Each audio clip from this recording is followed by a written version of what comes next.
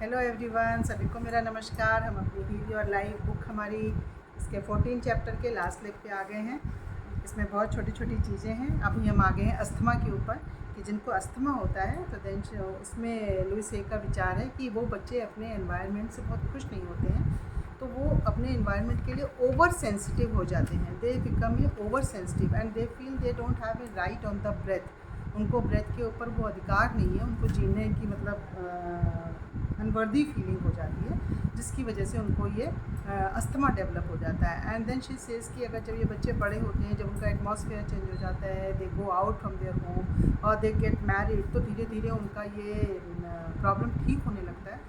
But जब बड़े होके फिर कभी कोई ऐसा सर्कमस्टांसेस आता है तो अगेन उनको ये अटैक पड़ जाता है, लेकिन वो अटैक उस सर्कमस्टांसेस के कारण नहीं होता है। उस अटैक का मतलब ये है कि उनका कोई पिछला जो चाइल्डहुड का एक्सपीरियंस है वो ट्रिगर हो जाता है, जिसके कारण से उनको फिर से अटैक पड़ता है। So this is asthma. And now उसके बाद में boils and burns, cut, fever, sores, inflammation, ये सब किसके एक्सप्रेशन है? ये सब एक्सप्रेशन है एंगर के।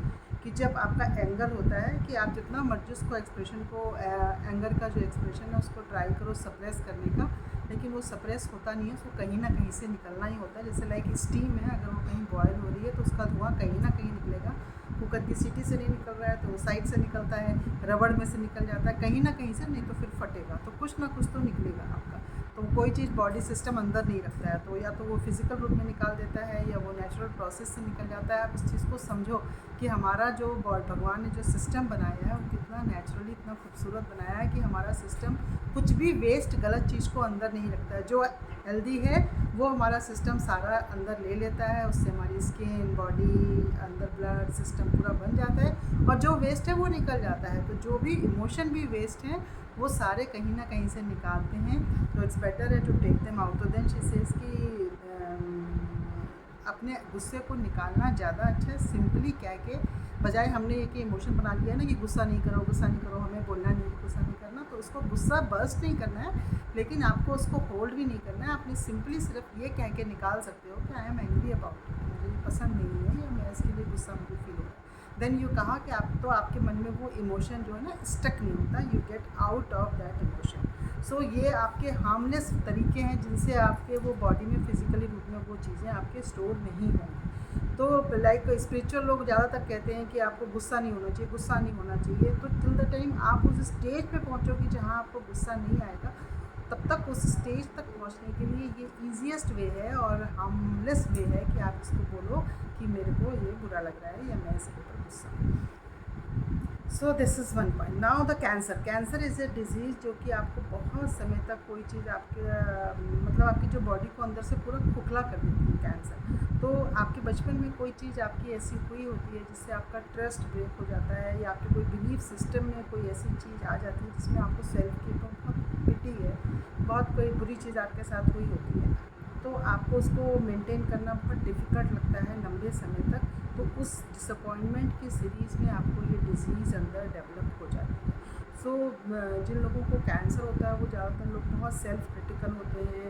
एंड अगर आप खुद से प्यार करने लगो, that is what Louise Hay says कि अकॉर्डिंग टू मी, कि अगर आप खुद को एक्सेप्ट करने लगो, खुद से प्यार करने लगो, तो you can always heal your cancer also. Because आपके जो ओल्ड वो है प्रॉब्लम्स हैं जिनको आपने बचपन में स्टोर करके रखा है इमोशंस को, उनको आप रिलीज़ कर देते हो और आपसे प्यार करने लगते हो, तो आप अपने कैंसर को भी ठीक कर सकते हो। Then overweight represents a need for protection. जब ये वो कैंसर की बात कर रही है, देन इट डजंट मीन कि आप लोग कहीं ट्रीटमेंट मत करो या किसी को कुछ तकलीफ है तो डॉक्टर को मत दिखाओ। It is just that way she is saying कि according to me it is overweight represents a need for protection. And अब इस पर साइंस भी बहुत कह रही है कि कैसे हमारी ये सारी डिजीज़ ऑटोसोमेटिक हैं, मतलब हमारी साइकोसोमेटिक डिजीज़ेज हैं और ये सब ठीक हो सकती है। So overweight represents a need for protection. जिन लोगों को they seek protection from hurt, कि कोई उनको हर्ट ना करे, क्रिटिसिज्म ना मिले, अब्यूज़ ना मिले, सेक्सुअलिटी, सेक्सुअल एडवांसेस, लाइफ का डर, ज़िंदगी का डर, मतलब हर चीज़ से उनको जिनको डर लगे वो लोग इस चीज़ के लिए प्रोटेक्शन शील्ड बन जाता है वो हमारा बॉडी को जो हमें प्रोटेक्ट करता है। सो शी सेज लुइसे सेज कि मैंने अपनी लाइफ में भी एग्जांपल किया है, एक्सपीरियंस किया है कि जब मैं कभी अपने लाइफ में बहुत इनसिक्योर फील करती हूँ तो मेरा वेट थोड़ा बहुत बढ़ जाता है, and when I am happy और जब वो डर चला जाता है तो देन ऑटोमेटिकली मेरा वेट भी चला जाता है।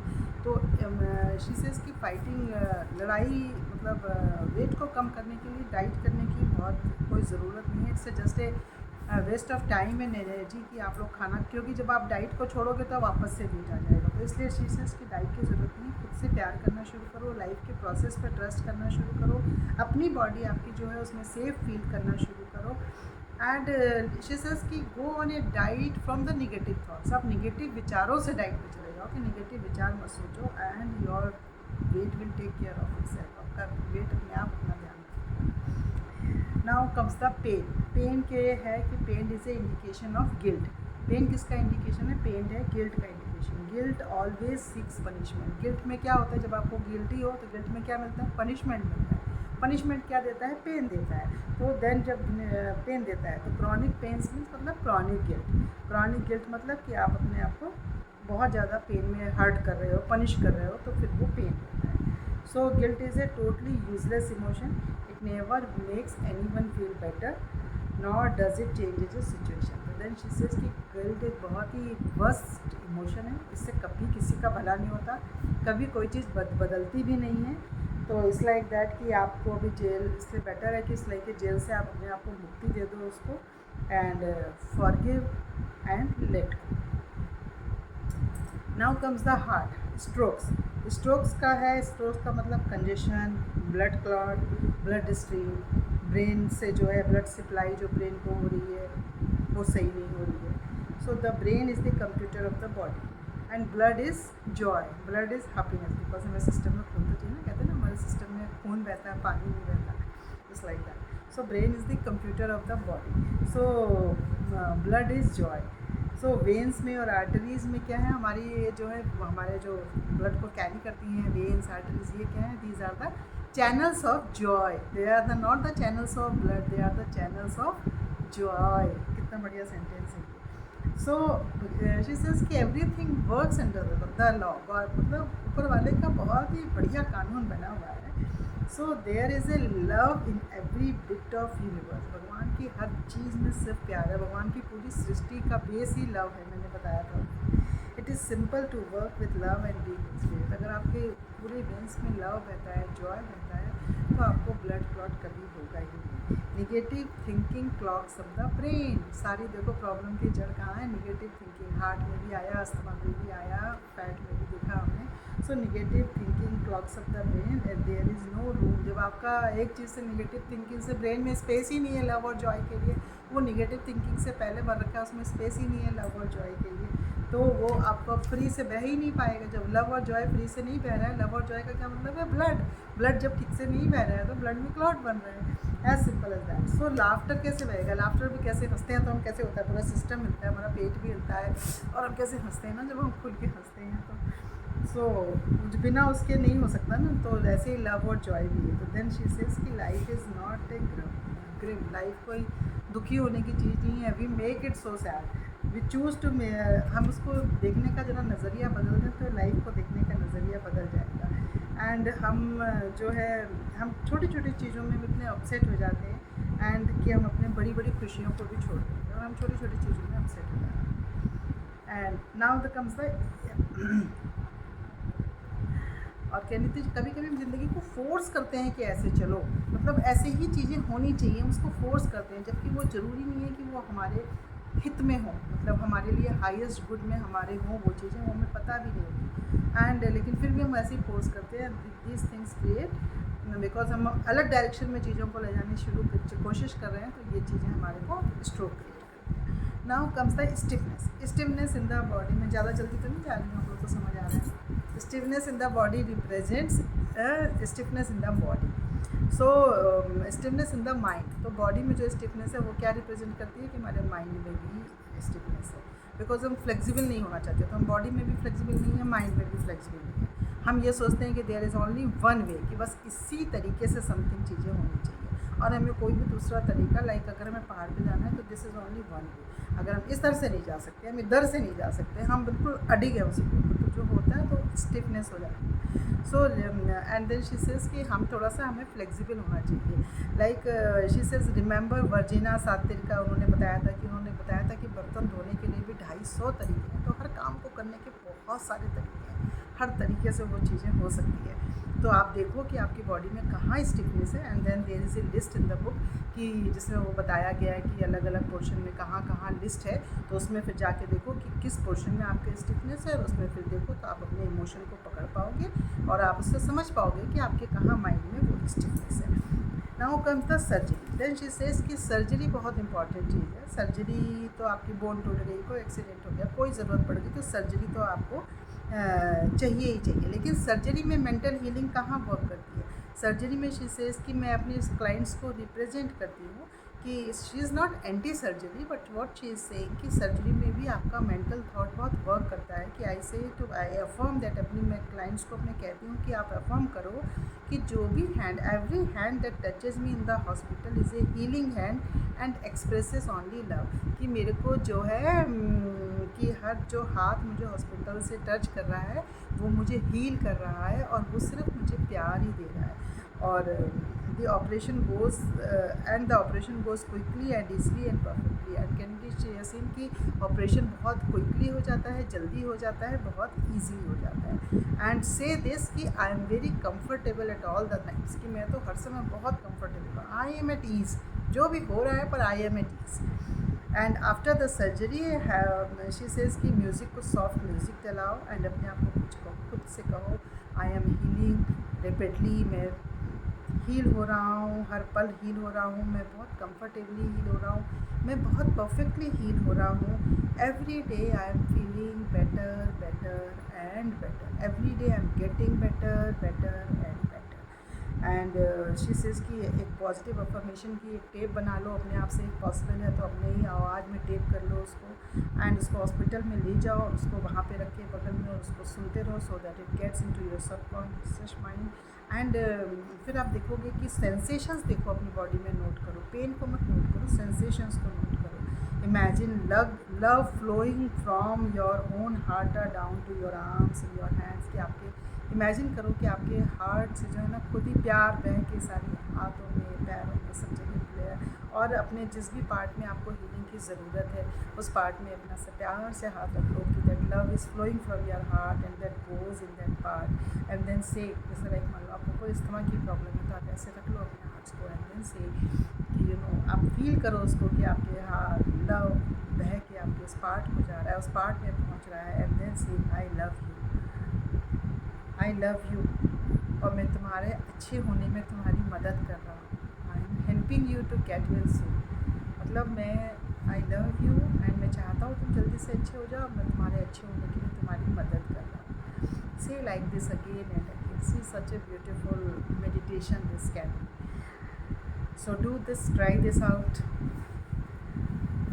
And now the next thing is swelling of the body. Swelling of the body represents कि हम जहाँ पे हर्ट होता है, वो हर्ट से क्या होता है, क्लॉगिंग होता है, इमोशनल स्टैग्नेशन होता है एंड दैट रिप्रेजेंट जहाँ पे कई चीज़ें रुक जाएंगी ना, पकड़ जाएंगी तो वहाँ पे स्वेलिंग होना शुरू हो जाएगा। अगर मैं इसको बहुत देर पकड़ के ऐसे रखूँ, खून का प्रवाह रुक जाए तो ऑफकोर्स स्वेलिंग आ जाएगी ना। पर प्लास्टर के बाद आप खोलो तो स्वेलिंग हो जाती है ना, क्योंकि वहाँ ब्लड फ्लो बहुत अच्छे से नहीं होता है। तो स्वेलिंग ऑफन रिप्रेजेंट्स कि आपके जो है ब्लॉक्ड टीयर्स हैं, स्टक्ड फीलिंग्स हैं, ट्रैप्ड है इमोशंस हैं, ब्लेमिंग अदर्स है फॉर अपनी ओन लिमिटेशन। अपनी लिमिटेशंस के लिए हम दूसरे को ब्लेम करते रहते हैं। So release that past. She is saying कि release it, take back your own power. अपनी पावर को खुद से पकड़ो एंड जो चाहिए उस पर ज़्यादा फोकस करो। अपने माइंड का सारा फोकस उस पर ले जाओ, उस जो चाहिए, ना कि उस पे ले जाओ जो नहीं चाहिए। Let your self flow with जो जीवन की धारा है उसमें बहने की कोशिश करो। ट्यूमर्स भी वही हैं, फॉल्स ग्रोथ्स हैं एंड जब हम ओल्ड हर्ट को बहुत पकड़ के रख लेते हैं और उसको रोज़ खाना खिलाते रहते हैं, we keep on feeding that उसको एंड उसको बार बार उसको सफाई कर करके स्क्रब कर करके उसको देखते रहते हैं और उसको खुदेड़ खुदेड़ के करते रहते हैं। सो वो over a period of time tumour में डेवलप हो जाता है। सो शी सेज कि इट्स लाइक बार बार एक ओल्ड पिक्चर को लगा लो, उसी की हमने अपनी लाइफ की ओल्ड मूवी क्रिएट कर ली है, सैड मूवी, उसके हम डायरेक्टर बन गए हैं, उसको बार बार देखते रहते हैं। सो इसीलिए लेडीज़ को शी सेज की यूट्रस वगैरह में बहुत ट्यूमर्स होता है, क्योंकि वो पुराने हर्ट इमोशंस को पकड़ के रख लेती हैं और उसको बहुत ही हर एक से बात करती रहती है, नर्स करती रहती है, उसको फीड करती रहती हैं, इतनी बार याद करती हैं एंड उसने ये किया मेरे साथ, ही डन मी सो रॉन्ग, उसने मेरे साथ इतना गलत किया, उस सिंड्रोम में हमेशा रहती हैं। एंड इसका मतलब अगर किसी ने कोई चीट किया, किसी ने कोई आपको धोखा दिया लाइफ में, कोई आगे तो कुछ भी हुआ आपकी लाइफ में, लेडीज़ को चीज़ से कुछ भी हुआ आपकी लाइफ में, तो रिलेशनशिप का वो ख़त्म हुआ है, ज़िंदगी ख़त्म नहीं हुई है, तो डोंट टेक इट की life is end, there is something wrong with us, not अपने आप को खुद को ख़त्म करने की ज़रूरत नहीं है, that's the end of the relationship, not the life. Life is very very beautiful. जब हम ऐसे रिएक्ट, तो इसलिए accept the life, flow with the life and हम अपनी लाइफ के सारे एक्सपीरियंसेस के लिए खुद रिस्पॉन्सिबल हैं। एंड जो भी हम अपनी लाइफ में अट्रैक्ट करना चाहते हैं उसको बिलीव करना शुरू करें। What believes about yourself do you need to change in order to attract more loving kinds of behaviour. And then she says कि आप अपनी लाइफ में किन किन चीज़ों को चेंज करना चाहते हैं, कौन से अपने बिलीव्स को चेंज करना चाहते हो अपनी लाइफ में, वो सब अट्रैक्ट करने के लिए जो आप करना चाहते हो उसके ऊपर उस लिस्ट में जाके चीज़ों को, अपने इमोशंस को चेंज करो and then you will see it be so easy for you to attract all the good things in life. So in the last quote, in the infinity of life where I am, all is perfect, whole and complete, मैं अपनी body को अपना एक अच्छा दोस्त मानती हूँ and मेरी बॉडी के हर एक सेल का एक डिवाइन इंटेलिजेंस है। मैं सुनती हूँ what my body tells me and मैं जानती हूँ वो जो मुझसे कह रही है that is absolutely true and I am always safe, protected and guided by the divine. मैं हमेशा सुरक्षित हूँ, मुझे हमेशा भगवान डायरेक्शन देते हैं and I choose to be healthy and free. मैं ये चूज़ करती हूँ कि मैं स्वस्थ हूँ, मैं फ्री हूँ, मैं स्वतंत्र हूँ। All is well in my world, और मेरे वर्ल्ड में सब कुछ बहुत अच्छा है, सब कुछ बहुत खूबसूरत है। With that we end this book in your life. Now जो चैप्टर 15 है इसमें, that is the list. This is a long list of all the diseases कि क्या क्या किस किस चीज़ के लिए, प्रॉब्लम के लिए क्या क्या लिस्ट है, जो कि हमने इसमें कवर करी है। फिर भी आप लोग अगर कमेंट करोगे तो मैं इसमें डाल दूँगी कि कैसे कैसे उन्होंने वो बताया हुआ है, या तो पोस्ट बना के कर दूँगी, बिकॉज ये पूरा इस तरह से देखिए लिस्ट बना हुआ है, इस तरह से। This is something like this, can you see it? There is a disease, like मैं आपको पढ़ के सुनाती हूँ, like accidents, AIDS, acne. So problem उसके लिए लिखा है not accepting the self, dislike of the self, acne का। फिर उसके लिए न्यू थॉट पैटर्न क्रिएट करना, I am a divine expression of life, I love and accept myself where I am right now. सो हर एक problem के लिए जो आपका पुराना प्रॉब्लम का कॉज है, इमोशन है, और फिर उसके लिए न्यू पैटर्न आपका वो क्या है। Like for the asthma, like asthma के लिए उसमें उन्होंने लिखा है अस्थमा के लिए smother love, inability to breathe for oneself, feeling stifled, suppressed cry. तो fear of life, not wanting to be there, ये सब इमोशंस हैं। अब उसको न्यू पैटर्न क्या बनाना है? It is safe now for me to take charge of my own life, I choose to be free, this child is safe and loved, this child is welcomed and cherished. बच्चों को जो है तो उसको ये मैसेज पैटर्न बनाना, this child is safe and loved, this child is welcomed and cherished. तो जब ये वाली चीज़ें करते हैं तो जिस तरह के काफ़ी लंबी चौड़ी लिस्ट है, 4-5 पेज की। सो जैसा भी हो बताइएगा। Thank you so much. Now this end this chapter, thank you so much. We will start with something different. Thank you so much, bye bye.